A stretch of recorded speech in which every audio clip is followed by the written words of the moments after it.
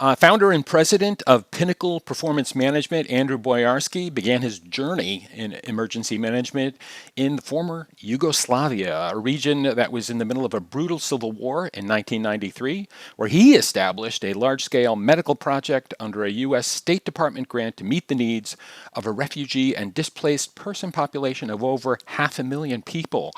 Um, he's appeared on many cable news channels as the go to expert for disaster planning readiness, specifically the project management side of those efforts, which is what his organization kind of wraps its hands around these days.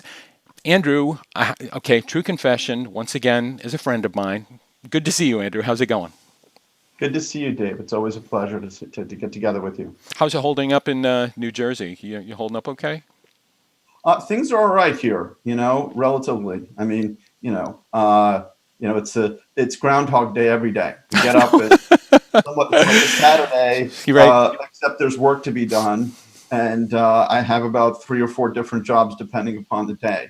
Right, Uh, and I'm doing those jobs, including being the head cook and bottle washer. right, And right. All right, let's just jump in here. A lot of people talk to you when there are natural disasters, when there are floods, when there are hurricanes. You were involved actually in the training of New York City government officials and administrators for flood preparation and best practices associated with that.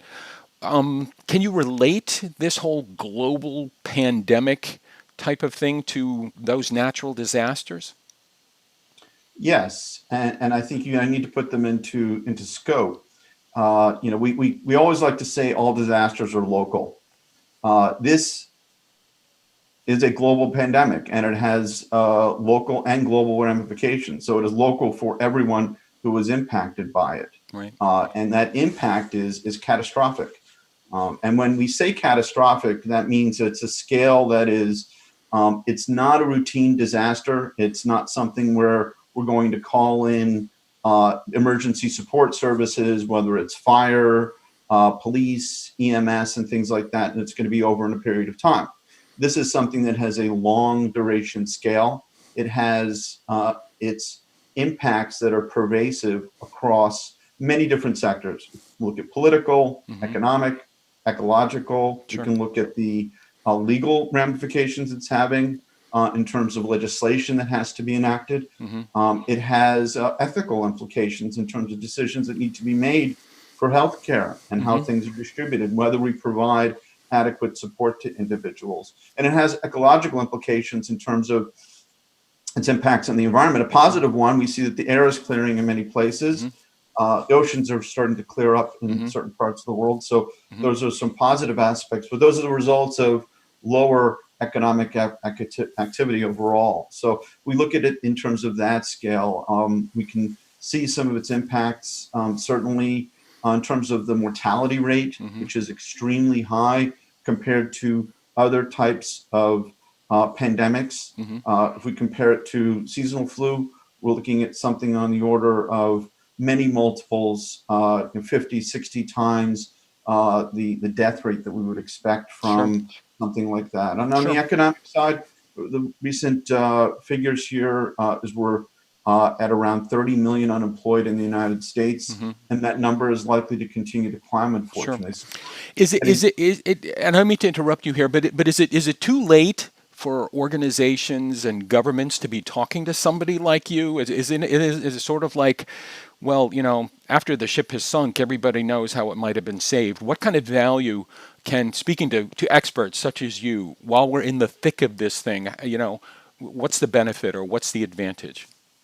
Well, let me take what you said. I know you didn't mean it in the way you did, but the ship has not sunk yet. We're still bailing water. We hope to I'm speaking metaphorically. Come on.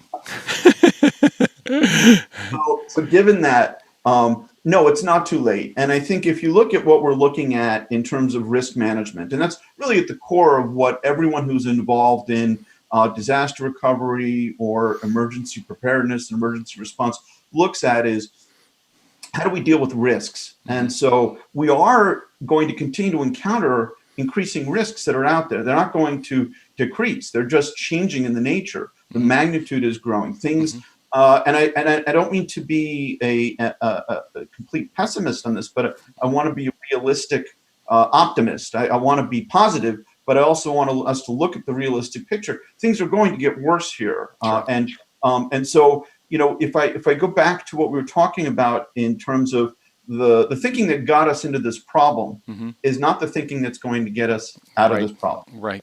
Excellent. Excellent. So we need to change our thinking and our paradigm if we're going to get out of this. So I think a good way to look at this is looking at it from a psychological point of view. Now, I have the benefit of my dear and loving wife, who I will mention as a plug, I love very much. And she's a therapist, she's a psychotherapist. And so we talk a lot about this from different aspects. One of the frameworks is the stages of change model, which it was put out by Prochaska and DiClemente in the 70s in terms of cessation for smoking. It's a good way to look at this in terms of how do we orient ourselves to this changing paradigm, to what we're confronted with, because it's not the normal. We're not going back to a normal situation. Sure. We are entering what everyone is calling a new normal. Sure. So with that in mind, how do we look at it? How do we orient it? Do we accept it and then try to build from there? And the other aspect of this is the stages of grief and mourning. So we are reacting, we have an emotional aspect to this. So we need to deal with those two aspects. What are our emotions looking at this? And what is our behavior in terms of orienting ourselves? To your question, from an individual and organizational level, we need to understand how we're approaching this and looking at it, and how do we come at it from there? How do we understand and look at our current situation, not only to deal with survival and trying to maintain and build our business, but also looking at the opportunities that we have. Okay. And just to wrap up here, if you can give me kind of a 1 minute-ish answer to this, and I know that's totally not fair to you, but it's a question I ask everybody, which is what are the lessons we're learning right now that we must not forget? So I think the basic lesson here is that an ounce of prevention is worth a pound of cure. And by that, I know it's a very simple statement to make.